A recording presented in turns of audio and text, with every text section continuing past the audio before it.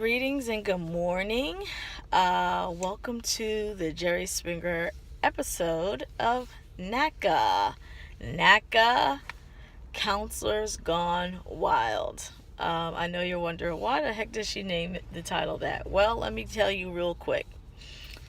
I had a counselor who I was assigned to initially, locally, who, as soon as I met her, I felt the bad vibe. It was like a passive-aggressive vibe, a weird vibe, and I wasn't really sure where it came from because I had just met her for the first time. So, and I don't know if you guys watched my previous video, but my previous video I mentioned how when I asked clarification on the PITI, I just wanted to understand, their calculations. I'm very much into numbers and things like that. So I was looking at debt to income ratio. What's the percentage? The rule of thumb usually in housing is like 36% of your income minus your monthly expenses like your car payment, your student loans, anything like that. I don't think it counts if you like a phone bill, utilities, things like that. So whatever you make monthly gross, you minus your monthly expenses like your car payment, not your car insurance, but your car payment, your like if you have any like student loans, tax, things, anything. I guess they would qualify it as anything that could like potentially garnish your wages or could be a very negative effect on your credit. Maybe like, obviously like a repossession. So anyway, I'm very much into that. So I was wondering which rule they were using so the normal conventional loan is usually 36%, which if you do the math will not give you much. But if you have 43%, which is FHA, obviously that's more money that you can expend, and so on and so forth. And there's some programs that even go higher than that, like 45%.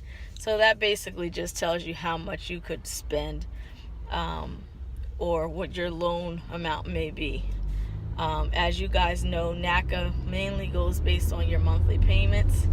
So, and the reason that is because you can negotiate your, you can buy down your loan.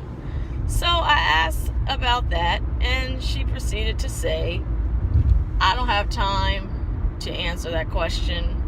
In so many words, she said it that way. She said, I know she specifically said I don't have time but this was a while ago, back in January, so it could be a little, whatever. So she said something along the lines, I don't have time to answer that. I have to go to lunch. And then just had a nastiness, like a, ugh. So I'm thinking, well, maybe it's me, maybe it was an off day. But I happened to go to Google to just search up reviews on this program, and lo and behold, someone made a comment about the same person, literally names her with like first and last name. So I'm like, oh my goodness, so I'm not the only one. And they actually used the words that she sized them up and looked them up and down. I'm like, wow. So the reason why this video is called Gone Wild is because I had another confirmation from another person who also heard some really crazy things. So NACA, I hope you guys are listening. CEO, I don't know if you know, but your counselor, this same counselor that I'm speaking of, apparently almost got into a physical altercation, to the point cops were called. Now, listen, this is a program that's supposed to help people. Sorry, guys, I'm driving to work. Help people. if you have to go through all of this, mm-mm. And I'm all for NACA. Well, I won't say it like that, because I'm all for whatever works. And if you guys know anything about me, my faith comes first. So when I say that, I mean whatever works, works. If it doesn't, it doesn't, and that's okay. Whatever God has for you, you will have it regardless. So don't get discouraged by any of this. If your counselor is this person, you may know who I'm talking about. Don't get discouraged. There are other options.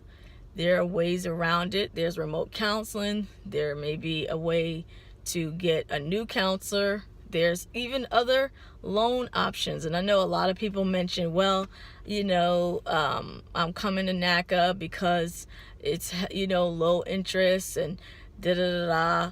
But ultimately, if you are a first home buyer, you don't have to pay a lot. I think it's 3.5% or 3%.